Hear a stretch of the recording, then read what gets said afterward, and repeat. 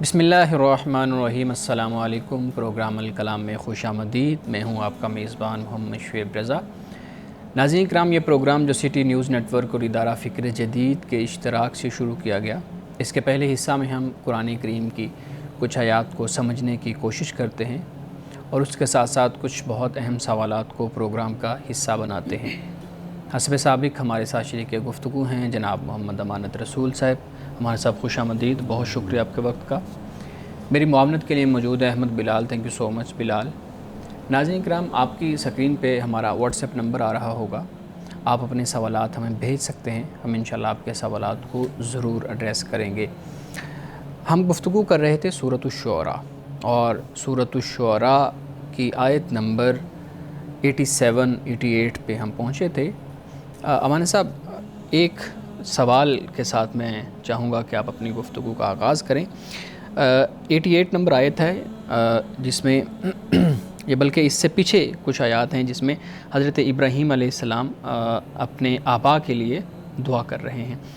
عام طور پہ ایک بحث شروع کی جاتی ہے، ہمارے ہاں بھی وہ بحث ملتی ہے، میں آپ سے اس پہ ایک سوال پوچھنا چاہوں گا کہ جو غیر مسلم ہیں ان کے لیے دعائے مغفرت کرنا، اس سے منع کیوں کیا گیا ہے، اور اس کو ہم اس سارے معاملے کو کیسے سمجھ سکتے ہیں؟ یہ صرف مشرک کے لیے منع کیا گیا ہے یا کسی بھی غیر مسلم کے لیے؟ سب سے پہلے تو ہم اس پہ بات کرتے ہیں، پھر آپ کے سوال کا جواب بھی اسی میں شامل ہو جائے گا۔ قرآن مجید کا ایک طریقہ ہے جسے ہم تفسیر القرآن بالقرآن کہتے ہیں، یعنی قرآن پاک کو سمجھنا۔ صحیح۔ حضرت ابراہیم علیہ السلام نے اپنے والد کے لیے یا بزرگ یا چچا جو بھی آپ کہہ لیے ان کے لیے آپ نے دعا کی، مغفرت کی دعا کی۔ جی۔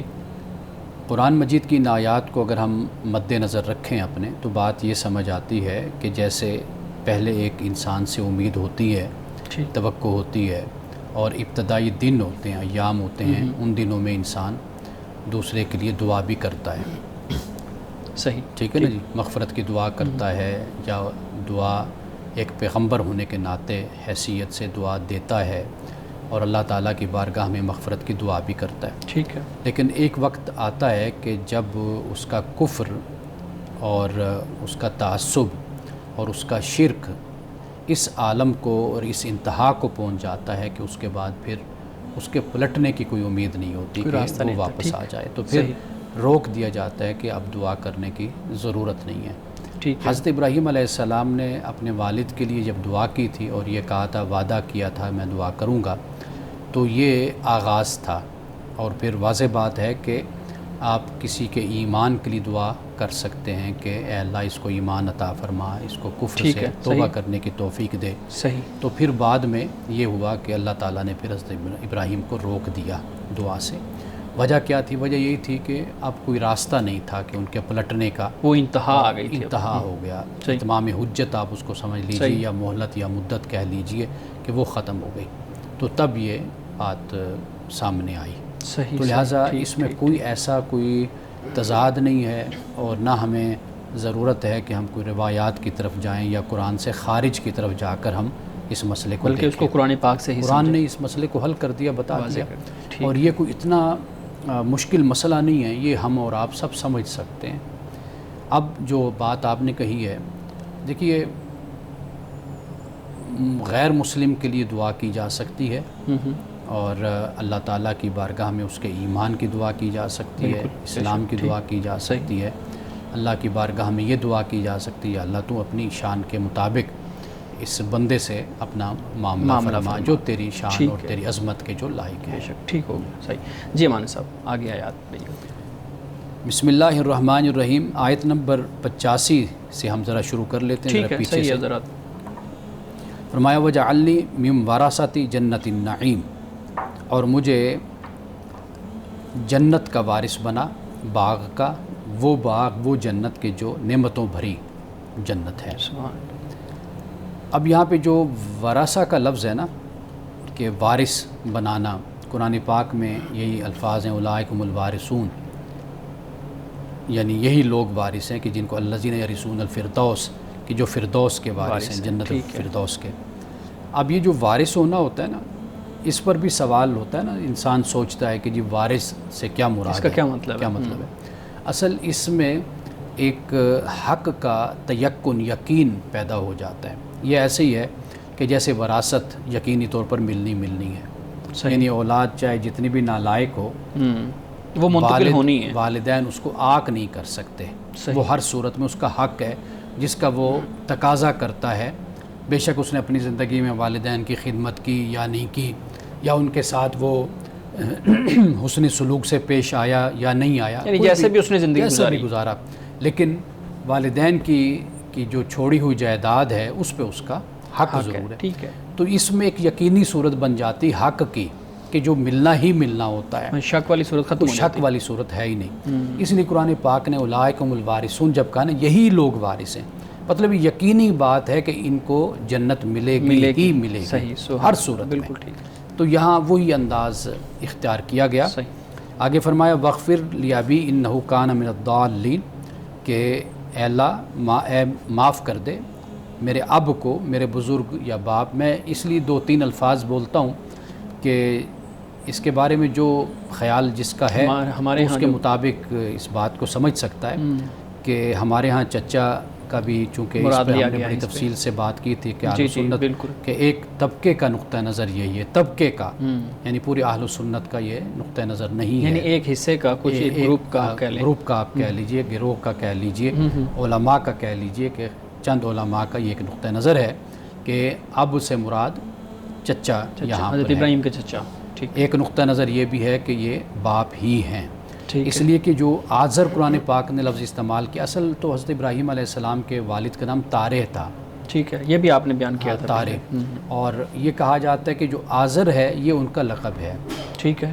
یہ بھی کہا جاتا ہے، یہ بھی کہا جاتا ہے کہ آزر جو ہے یہ بدھ کا نام تھا. ہاں نام. ٹھیک ہے. تو یا آزر ان کا نام تھا، یعنی یہ 3 مختلف تاریخی روایات بیان کی جاتی.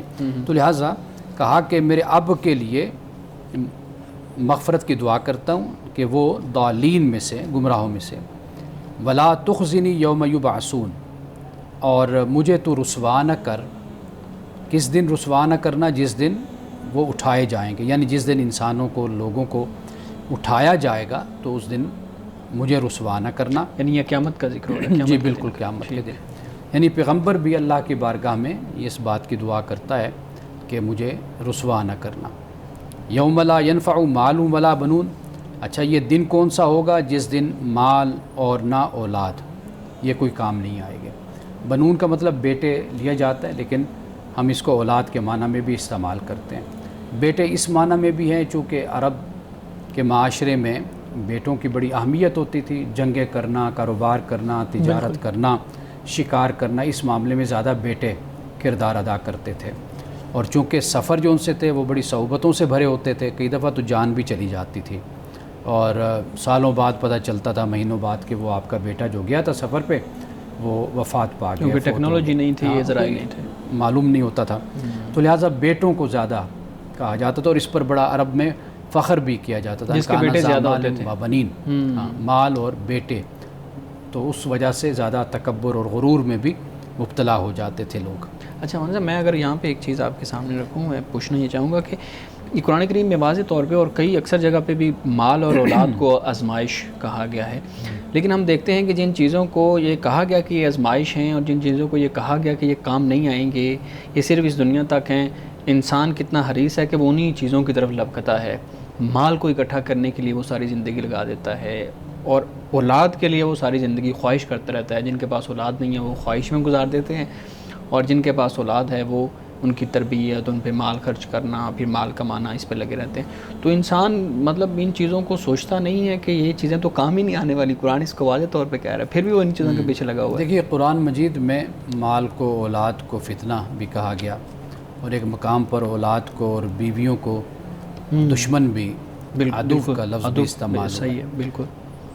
مسئلہ اصل میں یہ ہے کہ انہی کے سکھ کے لیے، ان کے چین کے لیے، آرام کے لیے انسان کبھی کرپشن بھی کرتا ہے، بدعنوانی بھی کرتا ہے، رشوت بھی لیتا ہے، اور انہی کے مستقبل اور فیوچر کے لیے اور اچھے مستقبل کے لیے انسان حرام حلال کا ہر فرق طرح کا بھی قدم اٹھا لیتا ہے، مٹا دیتا ہے.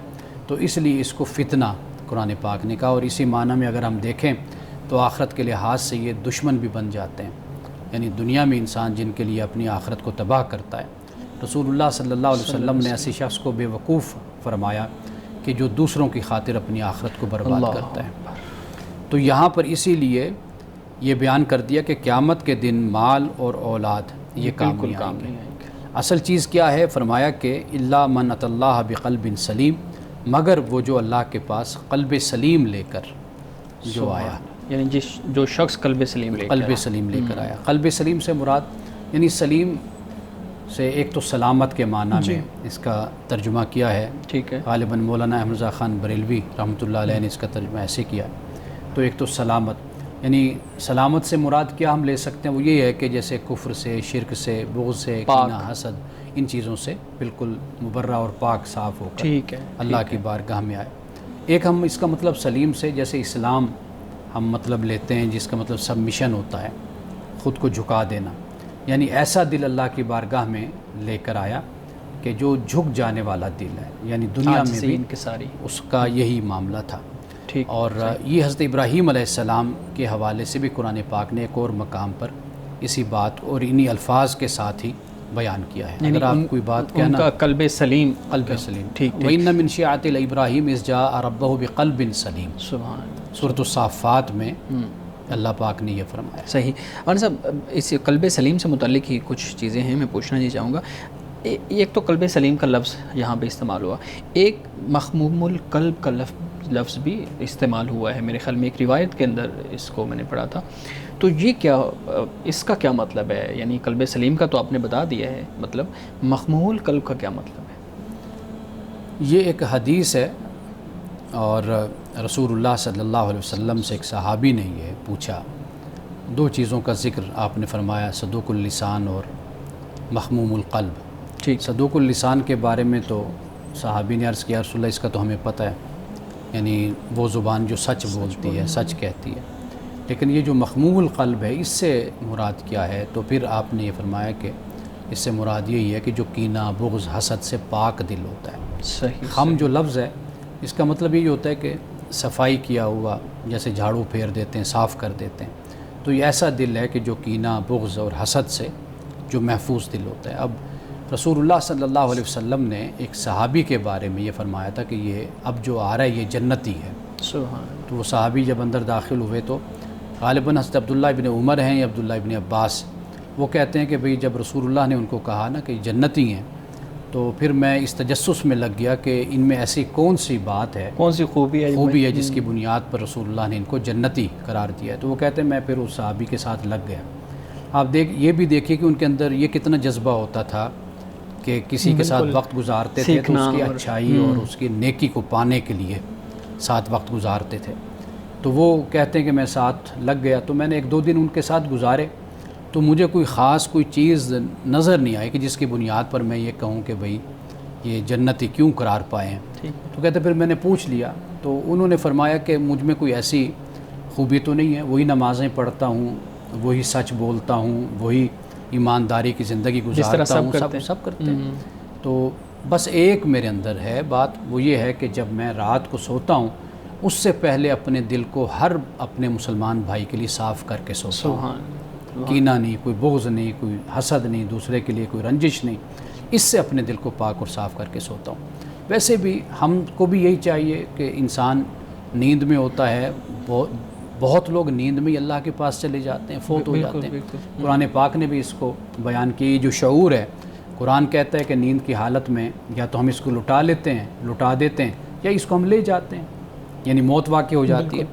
تو یہ ہمارا عمل ہونا چاہیے کہ ہم سونے سے پہلے اپنے دل کو ہر کسی کے لیے پاک اور صاف کر کے سویا کریں۔ صحیح۔ ہمارے صاحب کچھ اور بھی سوالات ہیں جس سے متعلق ہم ایک بریک لے لیں۔ ناظرین کرام، یہاں وقت ہوا چاہتا ہے ایک بریک کا، ہمارے ساتھ رہیے۔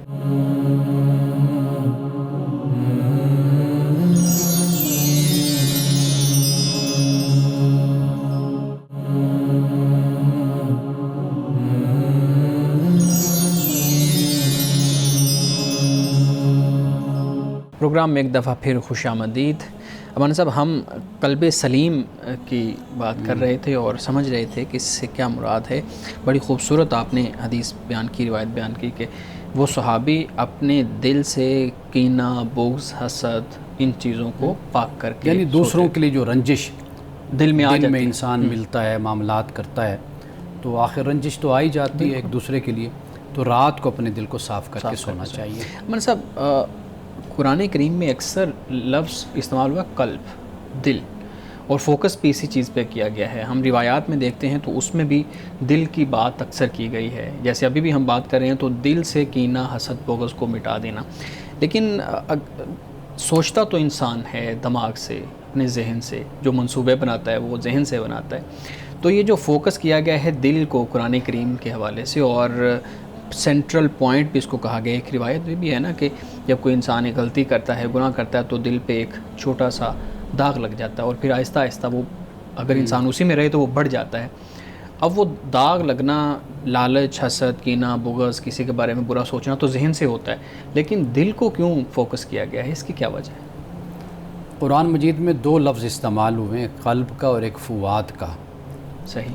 قلب قرآن پاک نے لہم قلوب لا یفقہون بہا، کہ ان کے پاس قلوب ہیں، قلب ہیں، اور ان سے یہ سوچتے نہیں ہیں. دل سے یہ سوچتے نہیں. گویا کہ قلب سے یہ بات سمجھ آتی ہے کہ جو سوچنے سمجھنے کی جو انسان کے اندر ایک صلاحیت ہوتی ہے تو اس کو قرآن پاک نے قلب کہا ہے. ٹھیک ہے. اور یہ جو قلب سلیم ہے یہ بھی تقریباً وہی مطلب ہو جاتا ہے کہ انسان اپنے آپ کو اللہ کی بارگاہ میں جھکائے رکھے، یعنی اپنی سوچ میں، اپنی فکر میں اس طرح کا کوئی بھی جذبہ شامل نہ کرے کہ جو ناحق ہو، جو ظلم پر مبنی ہو یا زیادتی پر مبنی ہو. صحیح. ایک تو قلب کا لفظ استعمال ہوا. دوسرا جو لفظ فواد ہے، فواد آپ یوں سمجھ لیجئے کہ اس کا تعلق ہمارے نفرت اور محبت کے ساتھ جیسے ہو جاتا ہے، یعنی جذبات، احساسات کے ساتھ فواد کا تعلق ہو جاتا ہے. تو قرآن مجید نے ان السمع والبصر والفؤاد کل اولئک کان عنہ مسئولا، سورۃ بنی اسرائیل میں فرمایا کہ یہ جو سماعت ہے، بصارت ہے، اور یہ جو فؤاد ہے، یہ کل قیامت کے دن اللہ تعالیٰ ان کے بارے میں تم سے پوچھے گا سوال کہ تم نے اس کو کیسے استعمال کیا، اس کا صحیح استعمال کیا تو یا اس کا تم نے غلط استعمال کیا. تو لہٰذا اصل اس کی نشاندہی اس طریقے سے نہیں کی جا سکتی کہ لوگ، یہ جو ہارٹ ہوتا ہے، دل ہے، یہ تو پمپ کرنے کے لیے صرف ہوتا ہے، خون بلڈ کو کرتا ہے. تو یعنی ڈاکٹروں کے پاس جائیں تو ڈاکٹر اس کے بارے میں ہمیں یہی بتاتے ہیں. ہارٹ اٹیک آج کل آپ کو پتہ ہے، کارڈیک اٹیک جس کو کہتے ہیں، ریسٹ وہ زیادہ آج کل ہو رہے ہیں. تو یہ ہارٹ ایک علیحدہ چیز ہے، یہ آپ کو جانور میں بھی مل جائے گی، حیوان میں بھی مل جائے گی، چرند پرند سب میں یہ ملے گی آپ کو. لیکن یہ جو ہمارے اندر شعور ہے یہ بالکل ڈیفرنٹ چیز ہے. قرآن پاک نے جس کو نفخ سور، نفخت فی من روحی فرمایا، نفخ روح، یہ در حقیقت وہ چیز ہے. یعنی ایک روح وہ ہے کہ جو جانور کی اور انسان کی مشترکہ ہے، وہ اس میں بھی جان ہے، ہم میں بھی جان ہے. لیکن جب نفخ روح اللہ فرماتا ہے کہ اپنی روح میں نے پھونکی انسان میں، تو یہ در حقیقت یہ وہ شعور ہے کہ جس کی بنیاد پر ہم برائی کا، اچھائی کا فرق بھی کرتے ہیں، ہم علم بھی حاصل کرتے ہیں، ہمارے پاس ارادہ بھی ہے، ہمارے پاس اختیار بھی ہے. یعنی یہ جو پورا بت ہمارا وجود میں آتا ہے، اگر اس کو دیکھا جائے تو حیوان میں اور اس میں کوئی اتنا فرق نظر نہیں آئے گا. یہی کہہ دیا جائے گا کہ جانور جو ہے وہ چار ٹانگوں پہ چلتا ہے تو انسان دو ٹانگوں پہ چلتا ہے، اور دو اس کے ہاتھ بن گئے، بازو بن گئے، اس کے آنکھیں ویسی ہیں، کان ویسے ہیں، سارا کچھ انسان کا، یعنی کہ وہی انٹرنل آرگنز بھی اسی طرح سے سب کچھ ہے. لیکن حقیقت کیا ہے؟ وہ یہ ہے کہ یہ جو قلوب ہیں، قلب اور فؤاد، یہ در حقیقت انسان کو ڈسٹنکٹ کر دیتے ہیں، دوسروں سے بالکل جدا کر دیتے ہیں. یہ ہے اصل انسان کا شرف، اس کو کہہ لیجئے کہ اسی کے صحیح استعمال سے انسان بلندی پر جاتا ہے، اور انہی کے غلط استعمال سے انسان پستی کا شکار ہوتا ہے. ایک روایت آخری میں اس حوالے سے آپ کے سامنے رکھوں گا، اس پہ بھی آپ بات کیجیے گا. حضرت موسیٰ علیہ السلام کے متعلق ایک روایت بیان کی جاتی ہے کہ انہوں نے اللہ رب العزت کے سامنے عرض کیا، میرے رب میں آپ کو کہاں تلاش کروں؟ تو اللہ رب العزت کی طرف سے جواب آیا کہ ٹوٹے ہوئے دلوں کے پاس مجھے تلاش کرو. یہ جو ٹوٹا ہوا دل اور پھر اس میں خدا کا موجود ہونا، اس سے کیا مراد ہے اور اس روایت کی کیا حیثیت ہے؟ اچھا، یہ روایت تو اتنی مستند نہیں ہے، لیکن بات صرف اتنی سمجھائی گئی ہے کہ اللہ تعالیٰ نے اپنے بندے سے جو محبت ہے اس کا اظہار اس میں فرمایا ہے. یعنی اگر آپ دیکھیں 2 طریقے ہوتے ہیں نا ایک روایت کو دیکھنے کے. ایک طریقہ یہ ہوتا ہے کہ آپ اس کی سند کو دیکھتے ہیں. جی. کئی دفعہ سند کمزور ہوتی ہے لیکن اس کا جو متن ہوتا ہے، اس کا جو مفہوم ہوتا ہے، وہ دین کے ایک اجتماعی جو اجمالی کہہ لیں یا مجموعی مفہوم سے اس کا کوئی ٹکراؤ اور تصادم نہیں ہوتا. صحیح. ٹھیک. 2 چیزیں ہوتی ہیں نا، اور وہ سمجھ میں آنے والی بھی ہوتی ہے. مثلا راوی ضعیف ہو سکتا ہے، آپ رد کر سکتے ہیں، مدلس ہو سکتا ہے، راوی میں یہ خرابی وہ خرابی، یہ ٹھیک ہے اپنی جگہ. لیکن جب آپ اس کے متن کو دیکھتے ہیں تو آپ کو اس میں جو بات کہی گئی ہے اس میں ایسی نظر نہیں آتی. تو یہاں پر روایت تو یہ کمزور ہے، کمزور کیا بلکہ اس کو آپ یوں کہہ لیجیے یہ موضوع ہے اور ہمارے بعد صوفیاء نے ان کو نقل کیا ہے. لیکن اس میں جو چیز سمجھ آتی ہے نا وہ یہ ہے کہ اللہ تعالیٰ یہ بیان کرتا ہے میں اپنے بندے سے محبت کرتا ہوں. یعنی جب بندہ دکھی ہوتا ہے، غمگین ہوتا ہے اور اپنے مجبوریوں کا مارا ہوا ہوتا ہے تو اس وقت جب دکھ ہوتا ہے تو میں اس کے قریب ہوتا ہوں، اس کی تسلی اور اس کے دلاسے کے لیے. تو یعنی جب بندہ کسی دکھ میں مبتلا ہو تو وہ خود کو اللہ یہ کہتے ہیں اکیلا نہ سمجھ. جیسے قرآن کہتے ہیں نا کہ جہاں پر تم ایک ہوتا ہے تو وہاں پر دوسرا خدا ہوتا ہے، 2 ہوتے ہو تو تیسرا خدا ہوتا ہے، 4 ہوتے ہو تو 5واں خدا ہوتا ہے. تو یہ اصل چیز ہے کہ خدا اپنی پریزنس. جب ہم تقویٰ کا مطلب بھی کرتے ہیں نا تو میں اکثر یہ بتایا کرتا ہوں کہ تقویٰ کا مطلب ہوتا ہے خدا آگہی. یعنی آپ کبھی بھی خدا جہاں آپ ہیں آپ کبھی خدا کو وہاں سے غائب نہ سمجھیں. یعنی خدا آپ کے ساتھ قدم قدم موجود ہے، بلکہ آپ کے وجود سے زیادہ اس کا وجود قائم ہے. بالکل واضح بات ہے. تو لہٰذا یہ اس حساب سے اگر ہم جب دیکھتے ہیں تو ہم یہ نہیں کہہ سکتے کہ یہ کوئی اس کا تصور خلاف دین ہے. صحیح. مولانا صاحب میرے خیال میں آیات یہاں تک رکھتے ہیں، ایک بہت اہم موضوع ہے، اس پہ کچھ ہم چاہ رہے ہیں کہ گفتگو کریں. جی بالکل. یہ کچھ دن پہلے ہمارے یہاں ایک واقعہ ہوا اور اس طرح کے پہلے بھی واقعات ہمارے سامنے آتے رہتے ہیں. یہ تو بھی ایک واقعہ ہے جو اتنا ہائی لائٹ ہو گیا اور ہمارے سامنے آ گیا. بہت سے اور واقعات بھی ہوتے ہیں. آپ بھی جانتے ہیں یہ سوات کے علاقے میں ایک مدرسہ میں بچے پہ تشدد ہوا اور اس پہ تشدد کے بعد پھر اس کی موت ہو گئی. تو اب اس سارے واقعے کو آپ کیسے دیکھتے ہیں؟ ایک تو آپ یہ بتائیں. اور جو اس طرح کے واقعات ہمارے سامنے آتے ہیں اور پھر ہم اس کو اون نہیں کر پا رہے ہوتے ہیں، یعنی ہم صرف اس کی مذمت کرتے ہیں، اس پہ 1-2 دن بات ہوتی ہے اور اس کے بعد وہ جو پورا نظام ہے جس کے اندر سے اس طرح کے واقعات آ رہے ہیں ہم اس نظام پہ کوئی بات نہیں کرنا چاہتے، اور اگر کوئی بات کرتا بھی ہے تو اس کے خلاف کھڑے ہو جاتے ہیں. آپ اس پہ اوورآل بات کیجیے گا، اس واقعے کو کیسے دیکھتے ہیں اور اس ساری صورتحال پہ آپ کا کیا کمنٹ ہے؟ میں تقریباً 10-12 سال 15 سال سے چند ایسے اداروں کے ساتھ وابستہ ہوں کہ ان کے اجلاس، ان کی کانفرنسز، ان کی ورکشاپس اور تربیتی جو کیمپس ہوتے ہیں ان میں بڑی تسلسل کے ساتھ میں جاتا رہا ہوں، باقاعدگی کے ساتھ شرکت کرتا رہا ہوں. مدرسوں کے اصلاحات کے حوالے سے، ریفارمز کے حوالے سے بہت زیادہ کام پاکستان میں ہوا ہے. اچھا ہوا ہے؟ ہاں بہت زیادہ کام ہوا ہے. اور یہ کام یعنی مذہبی طبقے سے علیحدہ ہو کر، یعنی وہ لوگ کہ جو خیر خواہ ہیں مدارس کے، اداروں کے، کوئی ریسرچرز ہو سکتے ہیں، ریسرچرز ہیں، مختلف عہدوں پر فائز لوگ ہیں، یا پرائیویٹلی جن کے اپنے ادارے موجود ہیں، انہوں نے اس پر بہت کام کیا ہے. بحیثیت ایک فرد کے، ممبر کے، پارٹیسپینٹ کے میں اس میں شریک ہوتا رہا ہوں. اسلام آباد میں بھی وہ پروگرام ہوتے رہے ہیں، لاہور میں ہوتے رہے ہیں، اور بڑی درد مندی کے ساتھ اور بڑی خیر خواہی کے ساتھ اس پر کام ہم نے کیا ہے.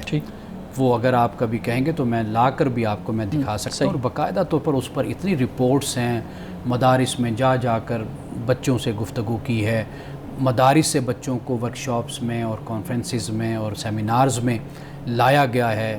اور آپ بھی ویسے طالب علم کے آپ بھی کافی حد تک واقف ہو گئے ان چیزوں سے، سارا کچھ موجود آپ کو پتہ ہے. تو مواد کم نہیں ہے، اس پر بہت کام ہو چکا ہے، اور اس میں مدارس کے علماء، محتمم اور ناظم اور سب اس میں شریک ہوتے رہے ہیں اور اپنی گفتگو کرتے رہے ہیں اور بیان کرتے رہے ہیں. سب کچھ موجود ہے. اصل مسئلہ جو آتا ہے نا وہ ایک تو ہے امپلیمنٹیشن کا، صحیح، یعنی جو لازم اور ضروری ہے کہ اس کا عمل نہیں نفاذ ہونا چاہیے اس کا. اور پھر یہ ہے کہ صرف یہ نہیں ہے کہ وہ ادارے جنہوں نے کام کر لیا ان اداروں کے ساتھ مدارس کے اکثریت کے اٹیچمنٹ ہو, رابطہ ہو, تعلق ہو, اور پھر حکومت. ٹھیک ہے. ہمارا مسئلہ اصل میں یہ ہے کہ ہر کوئی اپنی اپنی جگہ پر اپنی ایک ریاست یا اپنا ایک ادارہ رکھتا ہے, اپنی ایک پہچان رکھتا ہے, وہ اسی پر ہی چلتا ہے.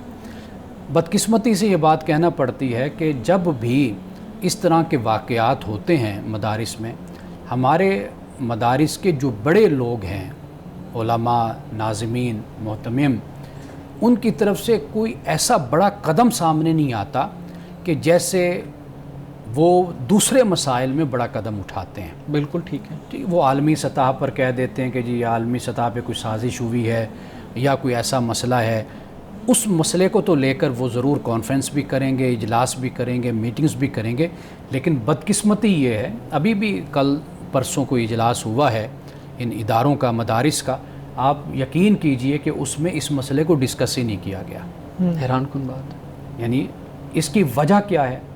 اس کی دو وجہ ہیں. جی. ایک تو وجہ یہ ہے کہ اگر ہم ڈسکس کریں گے تو گویا کہ ہم پھر اس میں آ جائیں گے گرفت میں کہ بھئی دیکھیں مدارس میں یہ کچھ ہو رہا ہے. بالکل صحیح ہے. وہ ہائی لائٹ ہونا شروع ہو جائے گا. تسلیم کر لیں گے, ڈینائل سٹیٹ پر کھڑے ہو جاؤ. ٹھیک ہے. انکار کی جگہ پر. ایک تو یہ ہو گیا.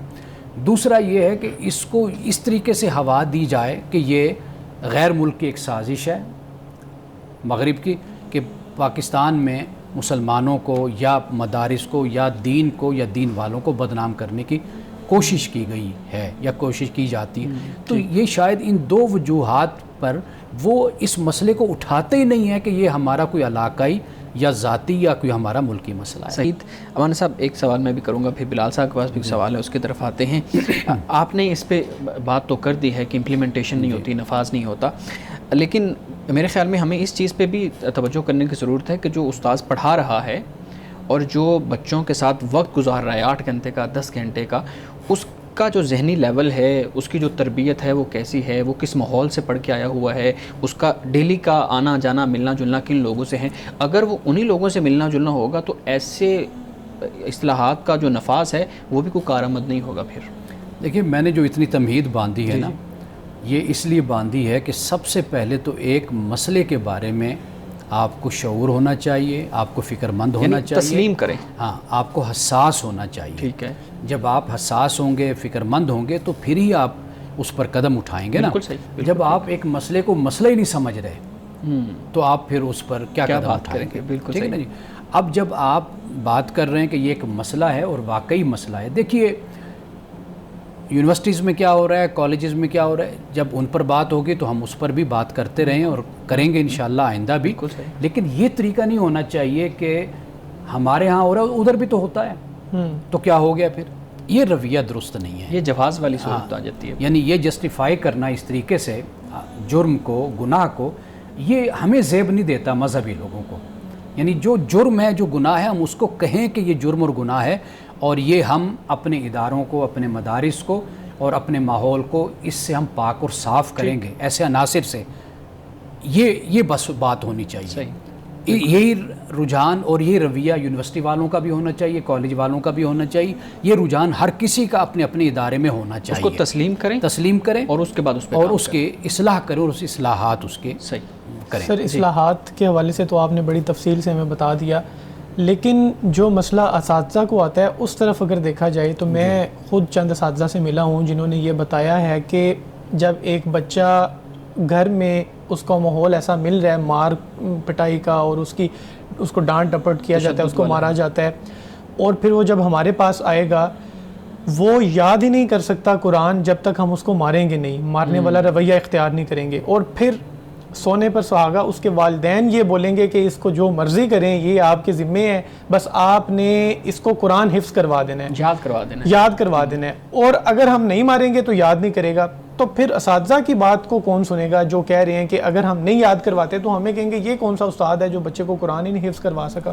دیکھیے درسگاہ جو بنائی جاتی ہے نا, وہ اسی لیے بنائی جاتی ہے کہ وہاں پر اخلاقی تقاضوں کو پورا کیا جائے گا, دینی تقاضوں کو پورا کیا جائے گا. اس درسگاہ سے باہر کیا ہو رہا ہے اس سے اس کا کوئی تعلق نہیں ہے. دیکھیے اگر یہی ماحول دینا ہے، ماں باپ گھر میں دے ہی رہے ہیں نا، بالکل، یا گلی کوچوں میں مل رہا ہے بچے کو وہ ماحول، درسگاہ میں، تعلیم کے مرکز میں یا دینی مدرسے میں بھیجنے کا مقصد کیا ہوتا ہے؟ یہی ہوتا ہے کہ یہ دین سیکھے گا، اس کے اخلاقیات بہتر ہوگی، تزکیہ نفس ہوگا، یہ ایک اچھا انسان بنے گا، یہ مقصد ہوتا ہے نا. یہ تو نہیں ہوتا کہ جو برائی اور جو تسلسل گھر میں موجود ہے اسی کو آپ قائم اور جاری اس کو آپ رکھیں گے. ایک تو یہ بالکل لیم ایکسکیوز ہے، اس مقصد کے لیے بچے کو بھیجا ہی نہیں جاتا مدرسے میں، ادارے میں. یہ بھیجا جاتا ہے کہ یہ اللہ کا دین سیکھے گا. قرآن مجید حفظ کرنا، اس پر ہم پہلے بڑی تفصیل کے ساتھ بات کر چکے. یہ کوئی فرض نہیں ہے، اس کے اور اسباب ہو سکتے ہیں. یعنی مثال کے طور پر میں نے یہ دیکھا ہے کہ والدین معاشی طور پہ کمزور ہوتے ہیں، باپ مزدور ہے، مستری ہے، وہ اتنا کماتا نہیں ہے کہ ایک بچے کی فیس، میں نے لوگوں کو دیکھا ہے 1,500-2 ہزار روپیہ مہینے کی فیس ایک بچے کی دینا ان کی جان پر بنی ہوتی ہے. بالکل، کہ وہ نہیں دے سکتے. 4 بچے ہیں، 3 ہیں، 5 ہیں، تو وہ اس لیے پھر 1,500 روپے نہیں دیتے، وہ مدرسے میں بھیج دیتے ہیں. وہ سب سے آسان طریقہ ہے. اچھا پھر اس کے ساتھ پھر دین، وہ جو مذہبی ٹچ جس کو ہم کہتے ہیں، پھر وہ بھی ساتھ ہو جاتا ہے. دل کو اور سکون ہو جاتا ہے، تسلی ہو جاتی ہے کہ چلو دین کی خاطر یہ سب کچھ ہم اور قیامت کا دن اس سے ہم فائدہ اٹھائیں گے. اب یہ جو چیز ہے نا، اصل میں معاشی مسائل بھی ہیں اور دیگر مسائل بھی، جس کی وجہ سے بچے کو، مثال کے طور پر ایک گھر میں 8 بچے ہیں، 10 بچے ہیں، اب وہ ان کا کیا کریں؟ اب میں نے دیکھا ہے کہ بچے، ماں باپ گھر میں ہیں نا، 1-2 بچے تو 2-3-4 مرلے کے گھر میں بیٹھے رہیں گے، لیکن باقی بچے کیا کریں؟ وہ پھر ان کو گلیوں میں بھیج دیتے ہیں، پھر وہ نشانہ بنتے ہیں، وہ مدرسوں میں چلے جائیں گے، گلی کوچوں میں اوباش لڑکے جو ان سے پھر ان کے ساتھ زیادتی کر، یعنی یہ صورت اب بنتی ہے نا. بالکل صحیح. تو گویا کہ یہ جو ہمارے سماجی مسائل ہیں نا، ان کو انٹر لنک کریں آپ، یعنی اس میں کمپلیکسٹی جس کو کہا جاتا ہے وہ بہت زیادہ ہے. ان مسائل کو اگر ہم دیکھیں تو ان کو حل کرنے کا طریقہ یہی ہے کہ علماء اور پھر اس کے ساتھ جو ادارے اور پھر حکومت، یہ بیٹھ کر اگر کوئی ایک مستقل پلان بنائیں تو تب ہی کچھ نتیجہ اخذ کیا جا سکتا ہے. پروگرام میں ایک دفعہ پھر خوش آمدید. مولانا صاحب، یہ جو واقعہ ہوا ہے جس کا میں نے حوالہ دیا، اس حوالے سے ایک میں فقہی طور پہ کچھ ہی سمجھنا چاہ رہا ہوں. ہمارے ہاں تعدیب کا ایک کانسیپٹ ہے، یا اس کو ہمارے ہاں سزا سمجھ لیا جاتا ہے، کہہ دیا جاتا ہے. اس پہ فقہا نے بھی تو بات کی ہے، کئی فلاسفرز نے بھی بات کی ہے، جیسے میں پڑھ رہا تھا امام غزالی نے، ابن خلدون صاحب نے، اس طرح سے اور لوگوں نے بھی بات کی ہے. تو آپ یہ بتائیے گا کہ تعدیب کے حوالے سے ان کا نقطہ نظر کیا ہے، اور اگر ان کا نقطہ نظر ہمارے اساتذہ کو پتہ ہے تو پھر اس طرح کا وہ ہارش، اتنا بڑا اور ہارڈ قدم کیسے اٹھا سکتے ہیں؟ دیکھیے ابن خلدون نے تو کلی طور پر اس کی مخالفت کی ہے، سزا کی. ٹھیک. اور کسی طریقے سے بھی نہیں. امام غزالی نے حدود کے اندر، ایک حد کے اندر، لمیٹیشن کے اندر تعدیبی سزا کو کہا ہے کہ اخلاق کے لیے اور نیک اعمال کی طرف راغب کرنے کے لیے تعدیب ہے. دیکھیے جب ہم سزا کی بات کرتے ہیں نا، ہمارے ذہن میں صرف وہ جیسے اپنا جسمانی سزا، ڈنڈا لے کے مارنا، کارپورل پنشمنٹ جس کو کہا جاتا ہے، ہمارے ذہن میں وہ آتی ہے. حالانکہ سزا کے مختلف انداز ہوتے ہیں. یعنی مثال کے طور پر آپ بچے کو اگر روزانہ کچھ پیسے دے رہے ہیں، 50 روپے، 10 روپے، 100 روپے دے رہے ہیں، آپ کہیں بیٹا آپ نے یہ کیا ہے تو آج آپ کو نہیں ملیں گے پیسے. ٹھیک ہے. یا آپ نے یہ اچھا کیا ہے تو آج آپ کو 50 کی جگہ میں 100 روپے دوں گا. یہ اس کو ترغیب بھی دی جاتی ہے. ایسے بہت سے انداز اختیار کیے جا سکتے ہیں. ہمارے ہاں پتہ نہیں سزا کا یہی تصور ہے کہ بھئی آپ مطلب پیٹیں ماریں. ہمارے والد صاحب تھے وہ خاموشی اختیار کر لیا کرتے تھے. ہم ان کی خاموشی سے ہی گھبرا جاتے تھے، پریشان ہو جاتے تھے کہ بھئی یہ کیوں ہم سے انہوں نے منہ پھیر لیا، کیوں خاموش ہو گئے. لیکن اب تو ہمارے سب زنجیروں سے باندھ دیا جاتا ہے، اس طرح کی سزا دی جاتی ہے. دیکھیے میں پھر وہی عرض کروں گا کہ اب اندرونی جو نظام ہے اس پر بھی تھوڑا سا آپ توجہ کریں. یعنی کہ ہمارے ہاں اساتذہ کی تربیت کا کوئی انتظام نہیں ہے. ایسے ہی بالکل ٹھیک ہے جی. یعنی تربیت سے مراد یہ ہے کہ ان کو بتایا جائے کہ بھئی آپ کیا نئے نئے طریقے پڑھانے کے دنیا میں آ رہے ہیں. آپ بچے کو پڑھاتے ہیں تو کس طریقے سے آپ پڑھا سکتے ہیں اور کس طریقے سے بچہ لائق اور شائننگ اسٹوڈنٹ بن سکتا ہے. ایک بات. دوسری بات یہ کہ ہمارے ہاں بچوں کا اساتذہ کا معاوضہ کیا ہے. مدارس میں سب سے کم معاوضہ ہے. یعنی میں جانتا ہوں 30-40 سال کیا 50 سال بھی ہو گئے نا پڑھاتے ہوئے، آج بھی وہ 40,000 سے زیادہ ان کی تنخواہ ان کا تجربہ ان کی تنخواہ سے زیادہ ہوتا ہے. تنخواہ ٹھیک ہے نا, یعنی 40,000 45,000 35,000 اس سے زیادہ. شیخ الحدیث کی میں بات کر رہا ہوں, جن کو 35 سال ہو گئے, ٹھیک ہے نا جی. یہ صورتحال ہے. ایسے بھی ہم نے, اچھا پھر یہ تو میں بات کر رہا ہوں بڑے لیول کی. اگر آپ قرآن پڑھانے والوں کو 15,000 20,000 سب اس سے بھی کم ہوتے ہیں, اس سے بھی کم 8-10,000 یہ تنخواہیں چل رہی ہیں. ٹیوشن پڑھانے والے جو قرآن کی ٹیوشن پڑھاتے ہیں ان کو بمشکل 3 بچوں کے 3,000 روپے ان کو مل. یہ میں وہ بات کر رہا ہوں جو مجھے خود بتاتے ہیں آ کر. اور ان کو میں اس لیے کہتا ہوں کہ فری لانسنگ اور آ کر کمپیوٹر کی تعلیم حاصل کرو تاکہ آپ مکمل طور پر دین اور مطلب مذہب پر تمہارا سارا گزارا نہ ہو, بلکہ اپنے آپ کو آ کر ایک دوسرا روزگار اپنے لیے پیدا کرو. اچھا اب اساتذہ کی یہ صورتحال ہے. اب جس کا معاش یہ ہوگا, آپ مجھے بتائیے کہ اس نے کیا پڑھانا ہے, اس کی کیا تربیت ہونی ہے, وہ کن مسائل میں الجھا رہے گا. جن مسائل میں, جن گھروں میں یہ مسئلے ہوتے ہیں نا, معاشی تنگی ہوتی ہے, وہ باپ بھی اپنے بچوں کو نہیں چھوڑتا, وہ بھی مارتا ہے پیٹتا ہے, غصے ہوتا ہے, بیوی کو مارتا ہے, الجھا رہتا ہے ہر وقت, پریشان رہتا ہے. یہی صورتحال ایک استاد کی ہے. یعنی اساتذہ کی تنخواہیں اچھی ہونی چاہیے, ان کے پاس اچھا گھر ہونا چاہیے, ان کو اچھی سہولت ہونی چاہیے. آپ باہر جائیے, میں نے دیکھا ہے کہ وہاں پر میں یہ مثال دیا کرتا ہوں کہ وہاں کا مسجد کا جب امام آتا ہے نا, وہ اچھی گاڑی سے نیچے اتر رہا ہوتا ہے, اس نے خوبصورت جبہ پہنا ہوتا ہے, مسجد میں داخل ہوتا ہے کہ ایسے خوشبوئیں ہر طرف پھیل جاتی ہیں, ایسا عطر اور ایسا پرفیوم لگا امام آیا. ہمارے ہاں آپ دیکھ لیجئے اماموں کی تنخواہ یا خطیبوں کی تنخواہ یا مدرسین کو آپ دیکھ لیجئے, یہ بھی بہت بڑی وجہ ہے کہ جس کی وجہ سے یہ اساتذہ تنگ ہو کر, پریشان ہو کر, جس کی وجہ سے پھر بچوں کو مارتے اور پیٹتے بھی ہیں. صحیح. ہمارے پاس مختصر وقت ہے, ایک سوال آپ کر سکتے ہیں مختصر. بس میں یہ پوچھنا چاہ رہا تھا کہ یہ ساری جو بات ہم نے کی ہے اس میں فوکس کیا گیا ہے زیادہ کہ اساتذہ کو کس طرح سے ہم بہتر کر سکتے ہیں یا مدارس میں ریفارمز لا سکتے ہیں. جو بچے گھر میں جن کی پرورش صحیح نہیں ہوئی 3 سال 5 سال 7 سال اور پھر وہ مدرسے میں آئے ہیں, تو جو گھر میں پرورش ہوئی ہے اس کا اثر بھی ہوگا. تو گھر میں جو پرورش ہے وہ کیسے بہتر ہو سکتی ہے, مختصر اگر آپ بتا دیں کہ والدین میں ریفارمز کیسے اس کی بہتری والدین خود اپنے آپ کو بہتر کریں. یہ جو ہمیں شوق چڑھا ہوتا ہے نا بچوں کو ہم حفظ کروا دیں, اس سے کہیں بہتر ہے کہ بھئی ہم خود قرآن پاک کو پڑھیں, سمجھیں اور قرآن پاک پر ہم عمل کریں. صحیح بالکل ٹھیک ہے. ناظرین کرام, اس دعا کے ساتھ اپنے پروگرام کا اختتام کریں گے. اللہ رب العزت حسن کلام اور تاثیر کلام عطا فرمائے, ہماری زبان کے گروں کو کھول دے اور سننے والوں تک خیر کا پیغام پہنچے. اجازت دیجیے, خدا حافظ.